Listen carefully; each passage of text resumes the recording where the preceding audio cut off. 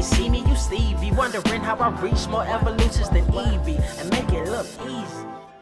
What is up, Earth's mightiest subscribers? It's your boy Ernie, the Blerd without fear. Welcome back to the channel. All right, so today's video, we are back for another round of the best comics this week. And let's not stand on ceremony. Let's go ahead and get right to it. First up is going to be Absolute Flash #2. This issue, we get to see the Rogues, I would say almost fully unleashed. We don't really get to see them like just run roughshod on Wally West in this because, while yes, Wally West is a new Flash, he's not really officially become the Flash just yet. Let's go ahead and get that out of our heads right now. This is Wally West leveling himself up to become the Flash. Like, yes, he has the power. Yes, he has the villains.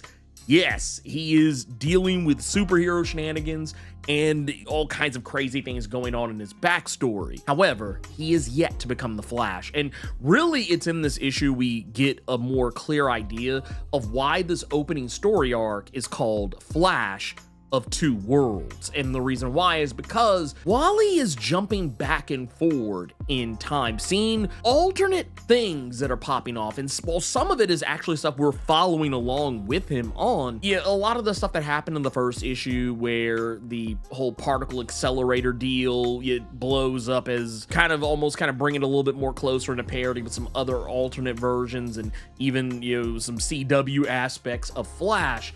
What really kind of sends us home is that we get to see a little bit more of the interaction of Wally West's father and Barry Allen. We get to see a little bit more about what happened and maybe who is actually responsible for the death of Barry Allen in the Absolute universe. All that aside, though, is really cool. I like the effect that Nick Robles is using in order to showcase what Wally is going through. There's lots of really awesome blur effects and line work and stuff that really sells you on the idea that Wally has no clue what's going on. He doesn't really know fully how to control it. And while he's coming more into learning how to use these powers, he's doing a lot of what he's doing reflexively. But either way, it's still, even though Wally is not technically the Flash yet, it is still kind of nice to see a Flash versus the Rogues style fight in what is an alternate universe. We also get some nice teasers towards Gorilla Grodd, which, to be fair, we technically got in the first issue. We just didn't really fully know if that was actually Grodd. It was kind of hinted at and teased at, but here it is specifically stated that who we saw in the first issue actually was Grodd, so that's a really nice, touch there for that. But beyond all that, I do also like we got to sit down a little bit more with the Rogues themselves. We actually get to hear a little bit of dialogue from characters like Golden Glider and the Trickster, which, to be fair, didn't have a whole heap of a lot of lines in the first issue.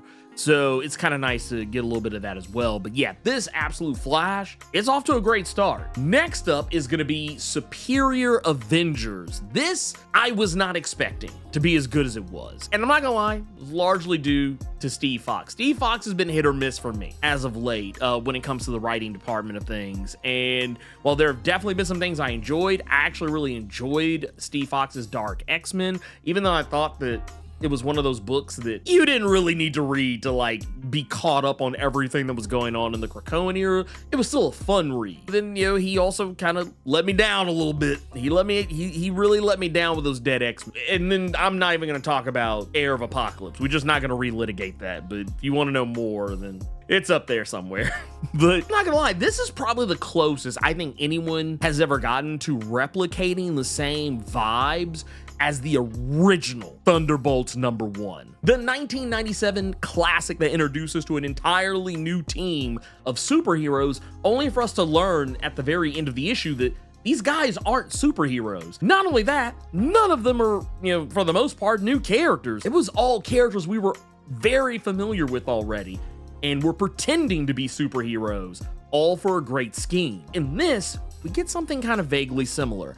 I don't really want to go too terribly far deep into it because I feel like this is definitely one of those that you kind of want to go into about as cold as possible. Even right now, I feel like I've said too much. I don't think I've said anything that's really going to just give the whole game away, but just know there is a twist. It's not the same twist as what comes at the end of Thunderbolts, but it's definitely a twist that lets you know this isn't going to be the book you probably thought it was going into it. But I'll just say this much. We are introduced to characters that are familiar yet not. And this part is not really much of a secret. This is stuff that was all given away with the solicits, but all of the characters that we see presented here, case in point, the Abomination, who does not look very abomination. He looks almost more like a Iron Man, Captain America, Doctor Doom hybrid, is actually the Abomination, but an Abomination from an alternate future. There's also Onslaught, though this is a very different Onslaught, because similarly to Abomination,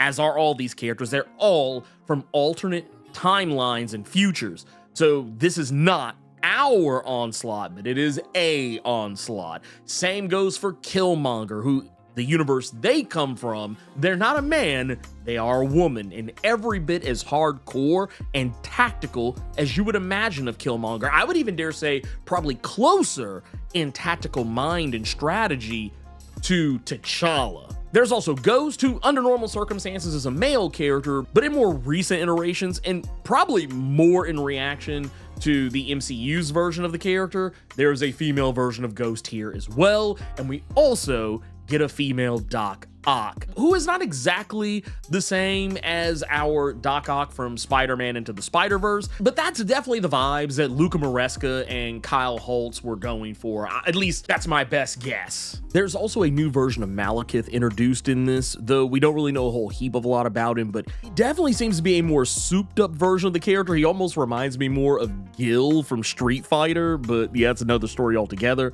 But yeah, he doesn't necessarily seem to be all fun and games the way Malekith can sometimes be, whereas not to say that Malekith is like a full-on goofy character, but he does have this kind of faux affability to him that makes him more of a serious threat, but also at the same time can almost like disarm you in a lot of ways. This version of Malekith is not playing with that kind of a charismatic arsenal, so we'll just kind of have to wait to see more about his character. We also get reintroduced to the character Christophe Bernard. Some of you may or may not remember this character, and I would forgive you for not remembering this character, but this is a son of Doctor Doom. You don't see him very often though, because he's kind of one of those characters that's been relegated to the background. But in this One World Under Doom era, now that Doom is trying to enact a new Avengers initiative, largely at the behest of his son Christophe, this is the team that Christophe has brought together. And we even get to see a little bit of a tease of what characters could have come over to this version of the superior Avengers, and maybe why they didn't quite make the cut. But I will definitely say, of everything that's going on here, there's definitely something that I think has the potential to be a really interesting story, and not just a also ran tie-in to One World Under Doom. I actually think this has the potential. It has the potential to be something special. Now, under normal circumstances, this would be the fuck shit portion of the show, but honestly, nothing too terribly crazy happened in the spectrum of comics. At least nothing that I want to talk about right here, right now. But this week, I actually want to change things up because I wanted to introduce a new segment, Good Shit.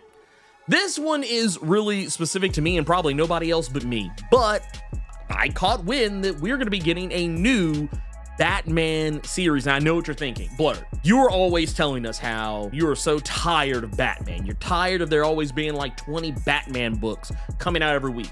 Well, guess what? This week I'm making an exception. This week I'm making the exception because it was recently announced we're gonna be getting a new Batman comic, and it's right up my alley because it's Tokusatsu inspired. Now, this is gonna be a Tokusatsu inspired comic by Matt Groom, who's one of the co-writers on Radiant Black, and with art by Dan Mora. Now, anyone who's been following this channel for a while, you probably heard me talk about Tokusatsu off and on. If you're not familiar with what Tokusatsu is, I'm just simply gonna put it like this. Have you ever watched Power Rangers? You know how they always use like stock footage for like the robots and like the suit scenes and all that stuff? Tokusatsu is basically the genre of TV and film that stuff comes from. Power Rangers, or as it's known over in Japan as Super Sentai, that is where Power Rangers, like, they use that stock footage of those shows to make the show over here. But yes, I'm a huge fan of that stuff. I watch Super Sentai, Kamen Rider, maybe less so Ultraman, more so Garo, but I love stuff like that.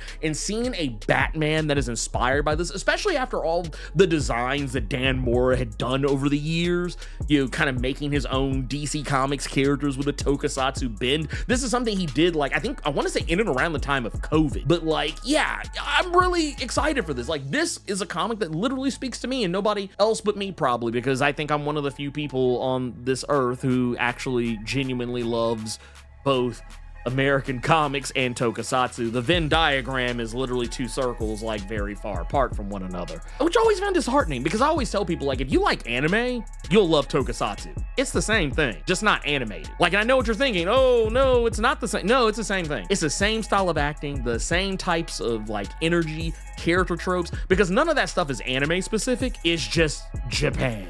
Yeah, I'm actually really excited for this. This is gonna be coming out in August, so expect to see this on the pull report. I'm not gonna list it today, but you know, just keep an eye out, because it's definitely something I'll be talking about in the future. And with that said, that's good shit. Before we get into the next segment, if you are enjoying this content and you have never subscribed to my channel, consider hitting that subscribe button and tapping that notification bell. That way you don't miss out on all of my weekly videos like this, as well as my other videos, you know, breaking down other comics and talking about other comic related things. And also, you won't miss out on any of my live streams on Thursdays and Saturdays. And also, if you're still here by this point, make sure you hit that like button too, because it really helps the channel out. Generally speaking, whenever my videos get at least 1,000 likes, they do very well. I normally see these videos get thousands of views, so if every person that watches this video hits that like button, man, we could blow this whole thing up and, I don't know, have millions of views. I don't know. We'll have to wait and see. But let's do that. Let's strive for that. Anyway, let's get back to the best comics this week. And we're going to pick right back up with Thundercats number 14. This issue, well, I'm gonna go and say one little caveat for this issue, and it's probably, like, I don't have a whole heap of a lot of criticisms for the Thundercats series as a whole, because I think by and large it's been really good. But I will say I do have a criticism for this week's Thundercats before I get into the good stuff. I just want to get this one out of the way real fast, because I'm gonna be glazing this book up here in just a moment. I will definitely say I do feel like this issue is kind of rushing the story a little bit. There's some aspects of the story that I won't really dig into that I feel like, man, we are kind of racing to a finish line. Not saying the definitive end of anything. I talked about this before, where characters like Calica had disappeared and then just mysteriously returned, and it almost kind of seemed like, and I'm not saying this is what happened, but it kind of felt like the story forgot about Calica. And Jaga, for that matter. But we get to see, you know, some payoff there in this issue. We actually get to see Calica return, Jaga also return, and we also get to see the return of some characters, background players in the original animated series, but no less important to the mythos of the Thundercats.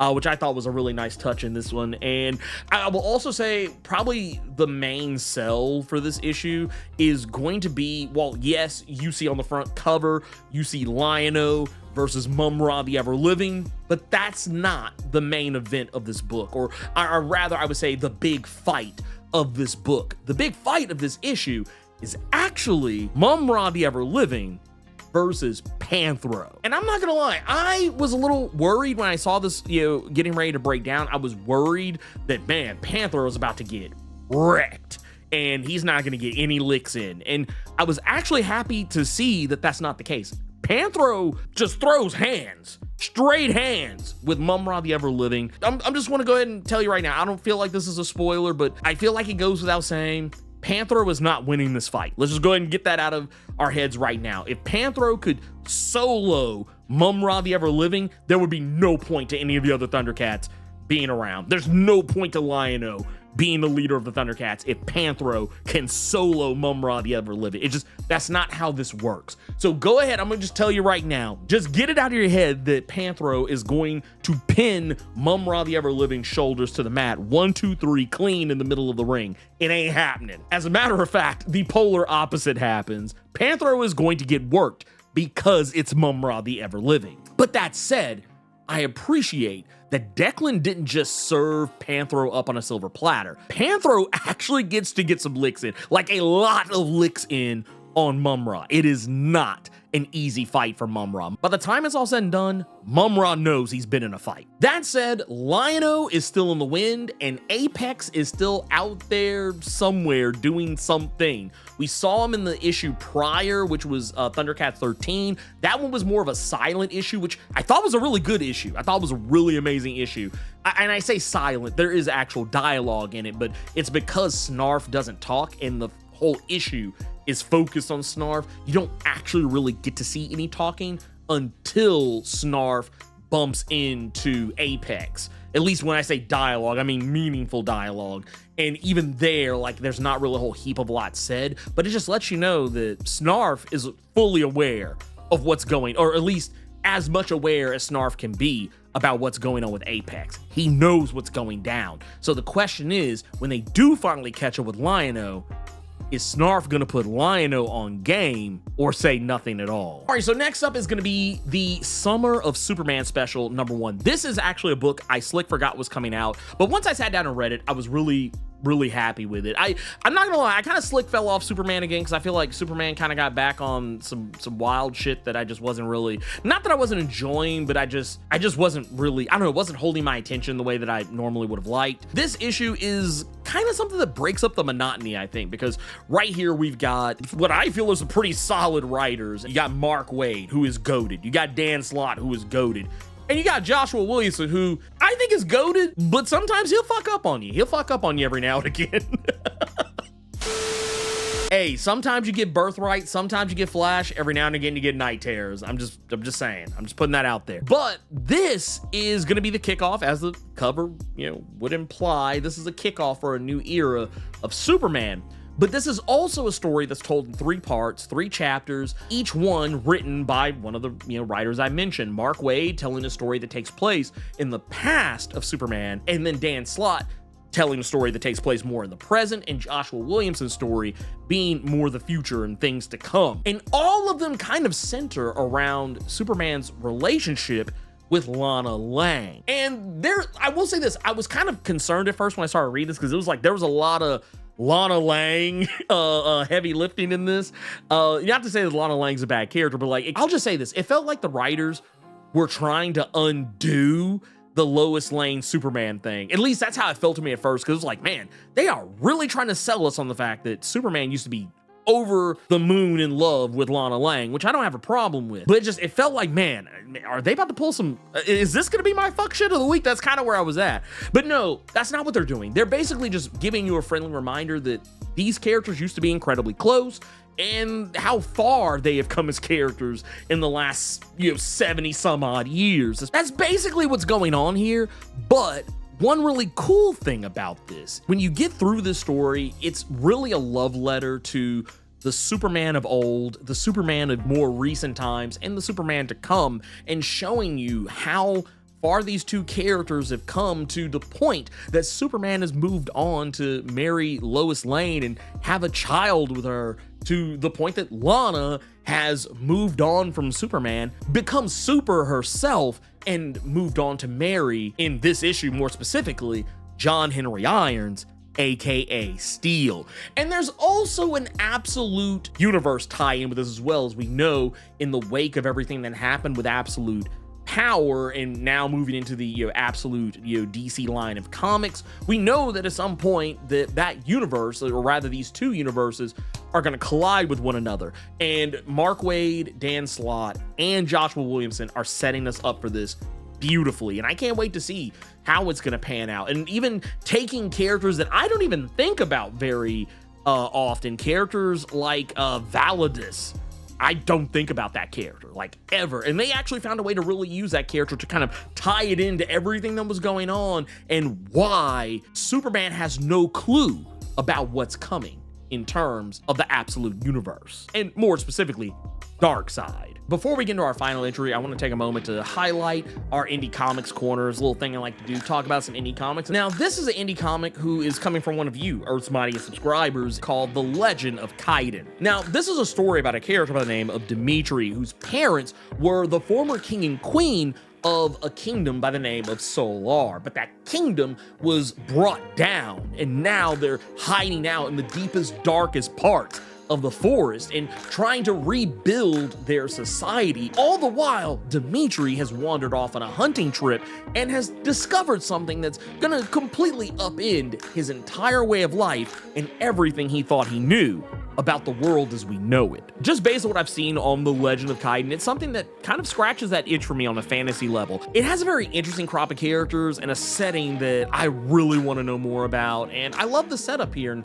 I like the attitude of Dimitri and how he gets thrust in to becoming the hero of the story, literally walking the hero's journey. But anyway, if this sounds like something you'd be interested in, the Kickstarter's still up. I think at the time of this recording, there's still 13 days left, probably 12 by the time that this goes up. Yeah, I'll leave a link down in the description and pinned comment below. If any of this sounds like it would be of interest to you, go check it out. Now let's get into our final entry, and that is going to be Teenage Mutant Ninja Turtles number 8. This is the issue I've been waiting on for quite some time because, for me, you guys know I'm a huge Donatello fan. That's my guy. Like, when it comes to like the hierarchy of Ninja Turtles, it's always going to be Donatello at the the tippity top, and like Raphael kind of like right in there somewhere, like maybe like a half inch away from Donatello. Donatello is the turtle for me, but like Raphael's like right in there somewhere. Jenica kind of like somewhere, like they kind of flip-flop a little bit sometimes depending on what day you ask me.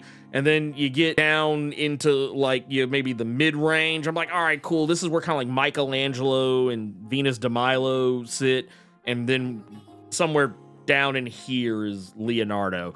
But no, I don't hate Leonardo, but he's not the most interesting turtle to me. This is an issue that, while yes, it is technically a Donatello issue, it is also even more a Leonardo issue. And what I like about this being a Leonardo issue is that I feel like when we got I believe it was the 3rd issue of Teenage Mutant Ninja Turtles, we got the Leonardo-centric issue. And while I enjoyed that issue, and it kind of warmed me more up to Leonardo in this new era, which I will totally admit, even in the previous 150 issue run, I learned a lot more about Leonardo during that run that made me respect him a lot more than what I ever did as a child.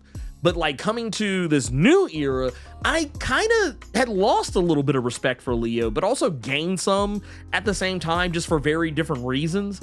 And here we're actually getting to see Leonardo finally deal with his upstairs stuff. Like all the turtles are dealing with something going on mental health wise. Leonardo, while yes, Donatello's been walking around with a whole dead rat on his shoulders, he's talking to people that ain't there. Yes, I know, I get it. He looks like a crazed mental patient or something. He looks like he should be locked up somewhere in a round room and told to find the corners, put in a straitjacket or something. I don't know.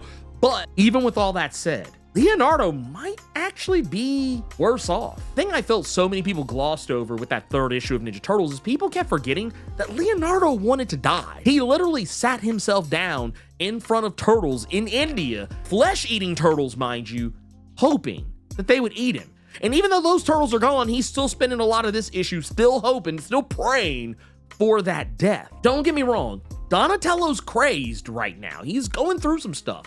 But the thing is, we already know the reality of it. Donatello is not hearing voices because of mental health. Yes, he's grieving. Yes, he's going through some things. But the voices he's hearing are actually Splinter from the hereafter. And now that everything has been going on with Leonardo and him trying to figure himself out, get his whole thing together, it's kind of in this issue where all those things kind of come to a head. And we get what I think is, over these past few issues, we've really been getting some interesting turtle on turtle action.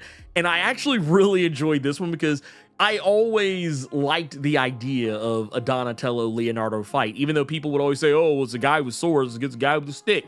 Well, here's the thing. Donatello carries a stick. It just so happens that stick is a steel pipe. The fact that Donatello got to lay some pipe, he got to lay the pipe down across Leonardo. I thought that was really cool. He doesn't really like full-on fight Leonardo, but I mean, just the fact that they kind of threw hands with each other very briefly, I thought was really cool. And it was a kind of interesting thing to see, and how Donatello was unfazed and unbothered, like completely unbossed by Leo in this. And I also appreciated Leonardo opened his mind up. A guy who I feel like when it comes to the spiritual side of being a ninja, you would think Leonardo would be the most open to believing what Donatello has to say.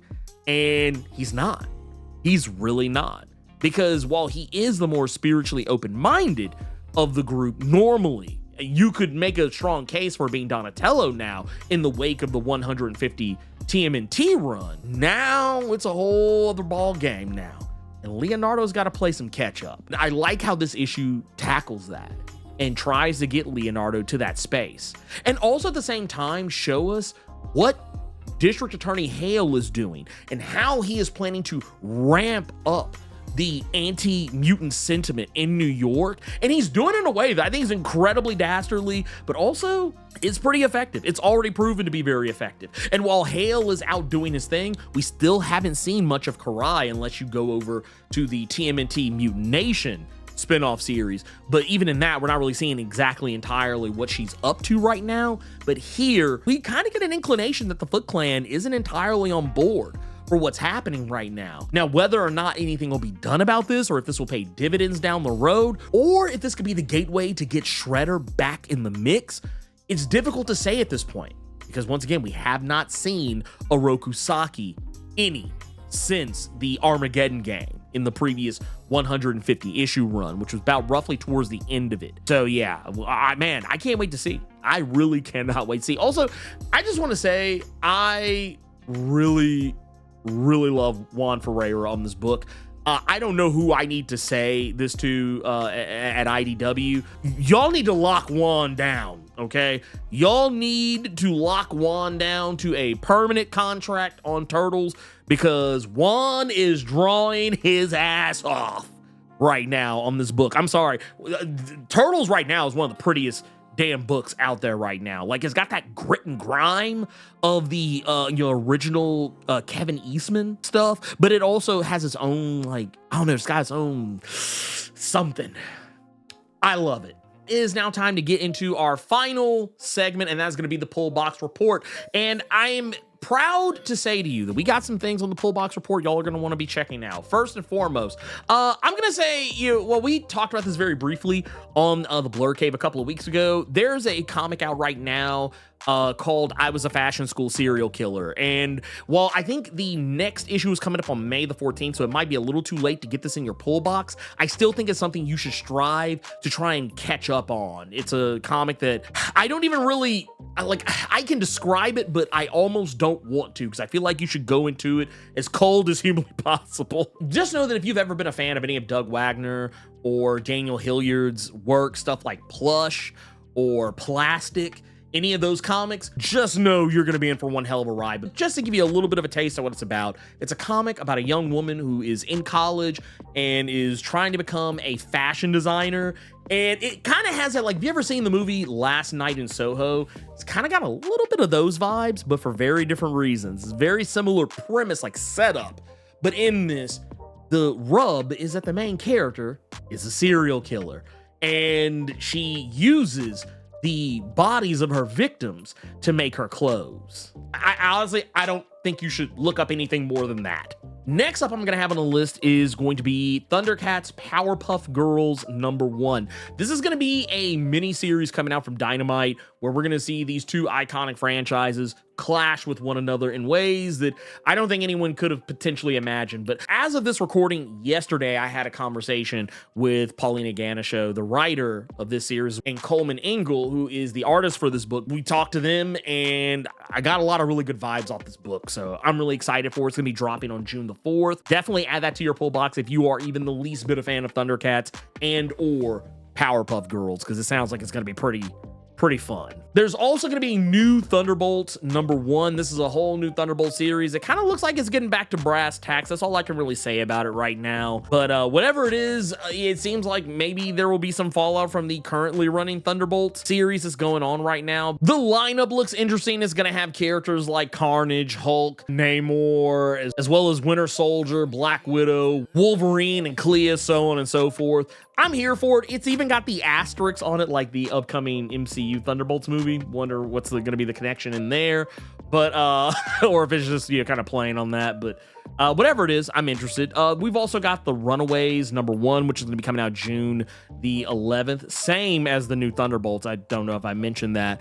That's another series that I'm kind of anxious to lay some eyes on. It looks like the only characters that are actually going to be returning for the series are going to be Nico Minoru and Gert, but they're also going to be adding in Doombot. Some of you, if you've been keeping up with some of the more recent comics from Rainbow Roll, who's also going to be writing this, if you kept up with her She-Hulk or Sensational She-Hulk, you'll probably remember the Doombot that was hanging around. Well, this is all going to be One World Under Doom related, but also having that Doombot there, I think is going to be pretty interesting, considering that it's a Doombot that is kind of become its own person. So I'm here for it. But anyway, that is the best comics this week, and I hope you guys enjoyed. And I don't want to say too much about what is and is not coming up, because there are still, while yes, I'm recording this right now, there's still been some technical issues over here on my side. I'm still waiting for my main computer to kind of come back into play. Fingers crossed, hopefully soon, and fingers crossed we'll get there eventually. But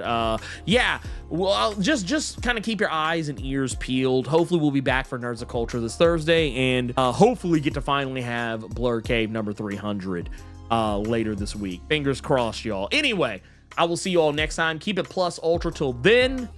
We out of here. Peace.